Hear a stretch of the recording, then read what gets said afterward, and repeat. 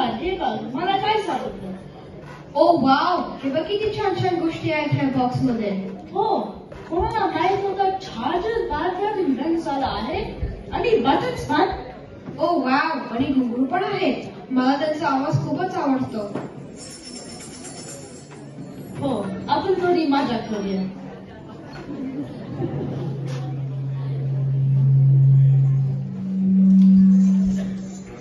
What's that sound? I don't hear anything. See, it's back.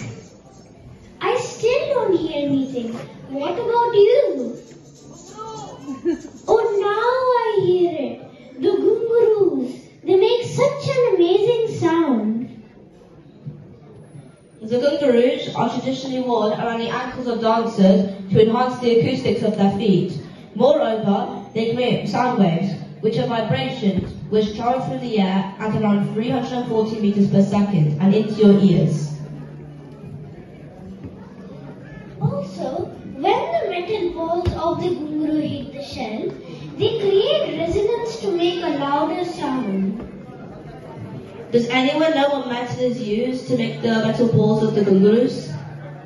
They are made of metal, such as brass, bronze, or copper, to use ability to resonance or ability to carry sound.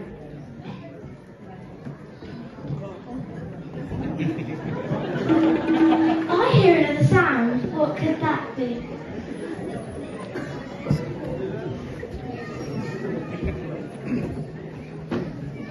Wow, Satwa, beautiful beats.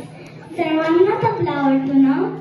पण तुम्हाला माहिती आहे याच्यातून आवाज कसा येतो? अरे साधा तबल्याला वाजव. नाही नाही नाही, जेव्हा आपण तबल्याच्या बाजूने आदळतो त्याच्या त्वचेला झालेल्या ताणामुळे कंपन यानी की व्हायब्रेशन्स होतात, ज्याच्यामुळे आवाजाची निर्मिती होते.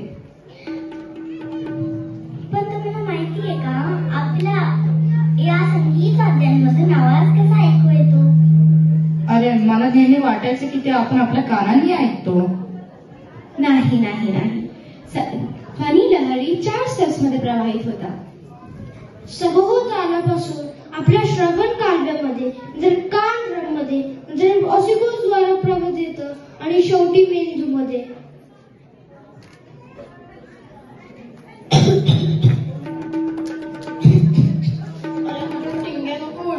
माझी कोविड टेस्ट पॉझिटिव्ह आली. तुम्ही लस घेते आहे का? नाही, अवेलेबल आहे. यात ऑब्विसली आमच्याकडे कोवॅक्सिन आहे, जी भारत बायोटेक कंपनीने विकसित केली आणि जानेवारी 2021 पासून प्रशासित केली. How does it work? ही लस निष्क्रिय SARS-CoV-2 स्ट्रेन विरुद्ध पटिपेंडेंट नावासाठी रोगप्रतिकारक शक्ती लवते जी करून कार्य करते. This image shows the amount of doses of Covaxin that have been administered in Pune. कोवॅक्सिनचे 127 दशलक्षहून अधिक डोस वितरित केले आणि वापरले गेले आहेत. Wow, India is really aiming for the stars, huh? तारे नव्हे, चंद्र.